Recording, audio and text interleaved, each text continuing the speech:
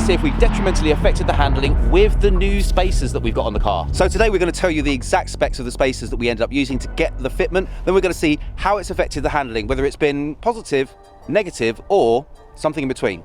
First, we have to say thank you to Insta360 for sending us the ONE RS 360 1-inch. It's like having multiple cameras in one device, capturing every one of our interior camera angles, including in that epic opening, and later, once we're on the road, reviewing the handling effects of our spacers. Thanks to its dual 1-inch sensors, it captures sharp, clear in-car footage despite the poor lighting of this British winter's day and the dark interior of our car.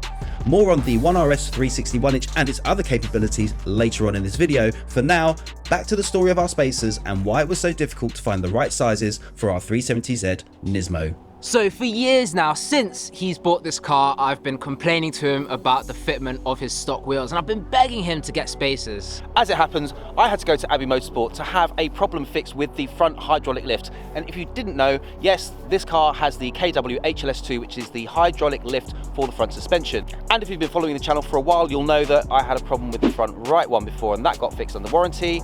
And now I had a problem with the left one, which unfortunately was outside of warranty. But I have to say, KW came through and they actually just sent me an updated part without charging me, which was absolutely fantastic. So thank you very much, KW, I appreciate that. So I figured while I was there, I might as well get Abby to order in the spacers and put them on while we've got all the wheels off. So the last time you had your hydraulic lift system fixed by Abbey Motorsport was also the last time that you had the spacers tried on, the 20 mils. And everyone said, yeah, 20 mil spacers on the front and the rear is perfect. And well, let's just see how that works out. With those spacers on, it looks absolutely wicked. However, the only problem we've got is these trim pieces here, which I really don't want to take off.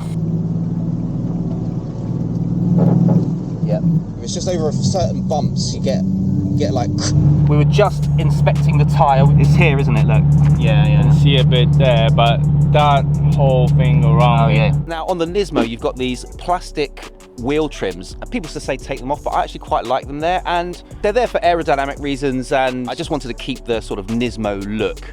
But unfortunately, on the inside of those plastic trims on the wheel arches, there's a fair bit of plastic to rub on the tyre, unfortunately. There is, and all of the people who recommended the 20 mil spacers to you said that it was fine, and some of them said that it rubbed, but others said that it didn't, but they were running stock suspension, and obviously you've got the KW V3s on there, so he ended up deciding to go for the 15mm spacers. So when you mount the spacers onto the hubs, obviously you've got the studs that come off of the hubs, that mounts the spacers on, you bolt those in, then you also have these studs coming out of the spacers. Now when you bolt that spacer on, you've got a little bit of stud hanging out because the spacer won't take up the entire length of the stud. Luckily, these wheels, they've got cutouts in between the holes so that it has a little bit of a gap. Now, that's obviously normally for weight saving, but for us, that works out because you've got a bit of space for the stud to go. However, on the front wheels, when he tried to fit the 15s... Well, let's just show them.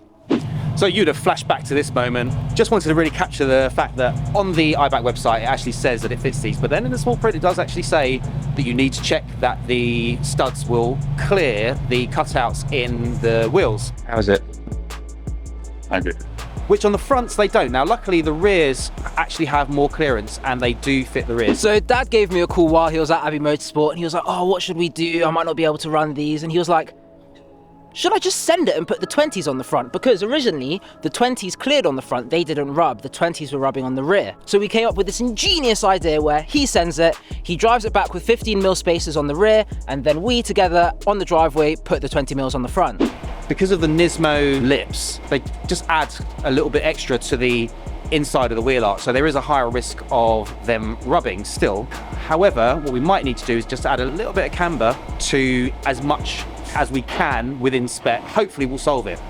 We'll put the 20s on tomorrow because I don't have them with me today. Son's going to help me with that. Then I'll test drive it, see what the handling's like, and yeah, we'll go from there really. One of the cool things about having done this at Abbey Motorsport when we were setting up the spacers was the fact that we were able to get it up on a full-size ramp and use a technique that is often used by Mark and his team on their race cars. So rather than having to actually take this car out on the road to see if it rubbed, what we were able to do was basically strap a ratchet strap on and pull the car down to see how the wheels rotated in to see if we had any clearance. What we found was it was very close. Close enough that with any kind of chassis wobble, so there will be movement on the sort of tyre rubber, any kind of chassis wobble would have resulted in contact and rubbing. So we thought we'd just play it safe. And that's why we decided to trim the plastic underneath here, just to get rid of the excess tabs that were there before. Next, it was a case of getting the car home, jacking it up on the driveway, and getting those 20mm spacers on.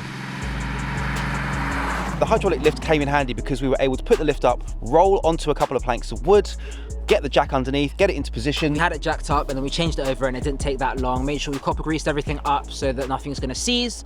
And we had those 20mm on the front, and straight away we looked at it and we were like, yeah. This is how it's supposed to look.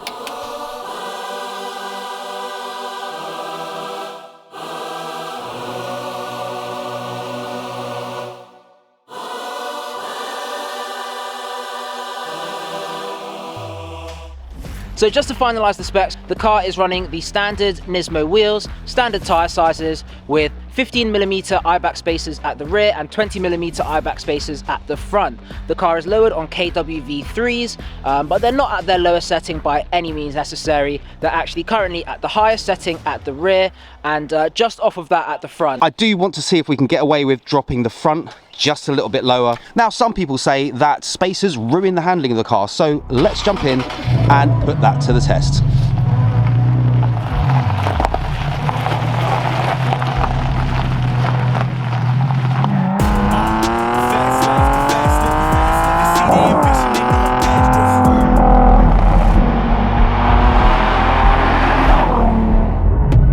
Right, we're out on the road, but unfortunately, thanks to the UK weather, the roads are a little bit greasy, but we will be able to get a really good feel for how the handling has changed due to the spacers. Because let's face it, the real reason we put spacers on is for the looks, but it does affect the handling.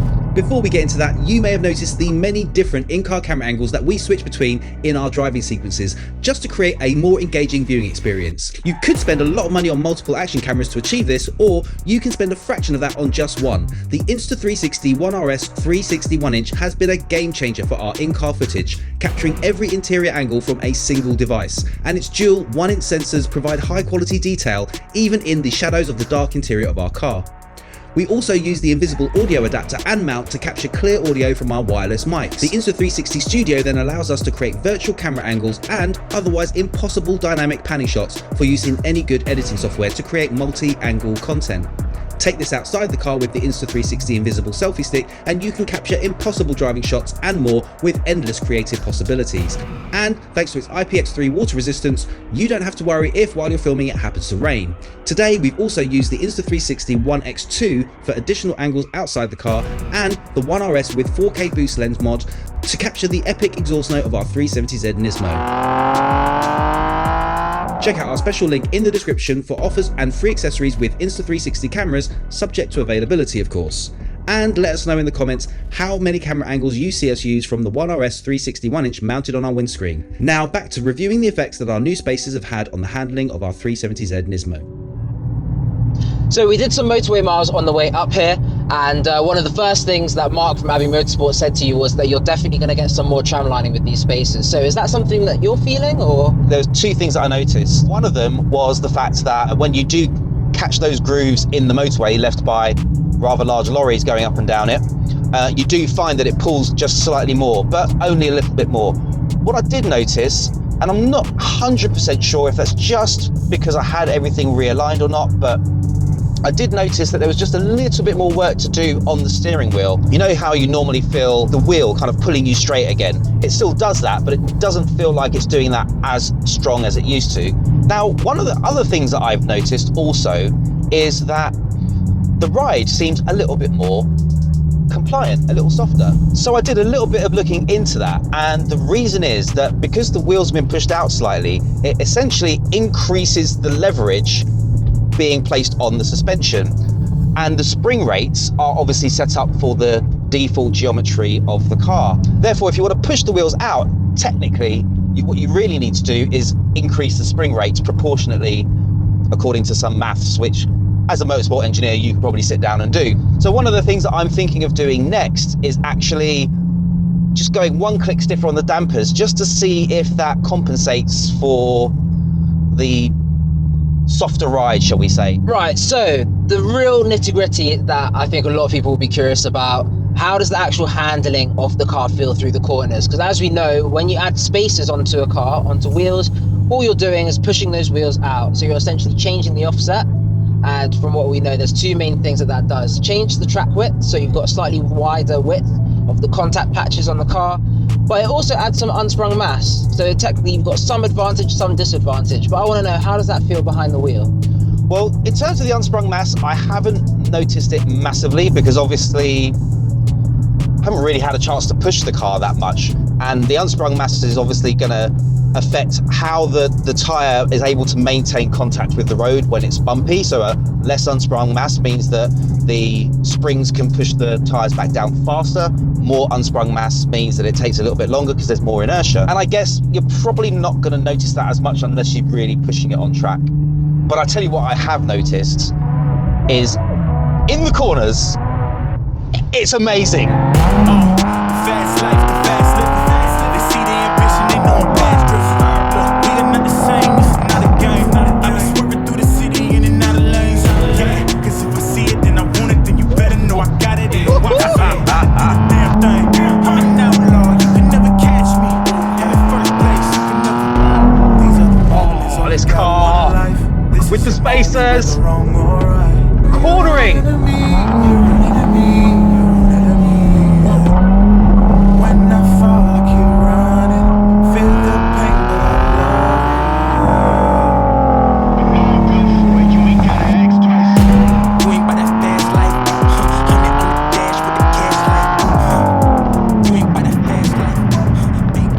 And no, that is not the auto blipping of S mode, that is me.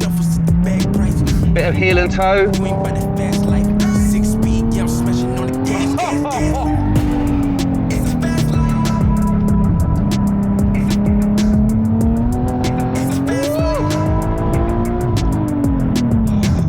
You know what I think?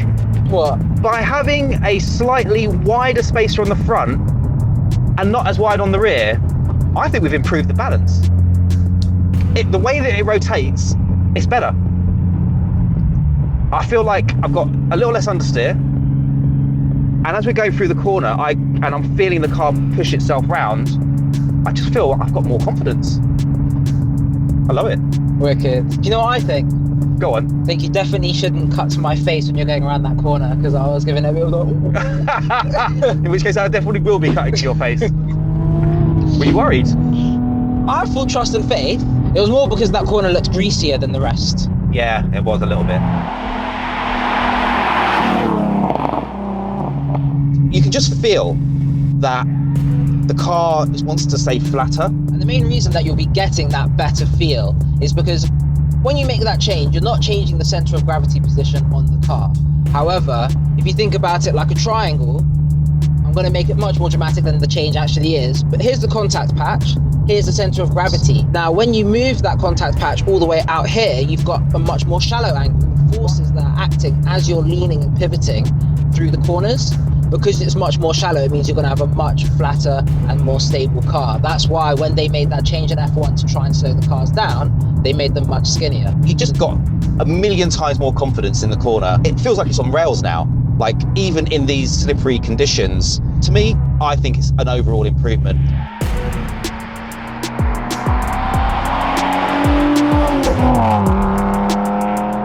And for all you Z owners out there, please let us know in the comments below what kind of fitment you're running. We're really curious about Z fitment right now. So what wheel specs, any coilovers or any spacers that you guys are running. And if you've enjoyed this video, I know you'll like this video here. And once again, thank you to Insta360 for sending us the ONE RS360 1-inch. It's performed incredibly today. And of course, check the link in the description for any special offers, because you might just get yourself a free gift if you pick one up today. Hit that like button, hit subscribe, hit the bell icon, choose notifications on all videos, and we'll see you next time on Sports and Touring.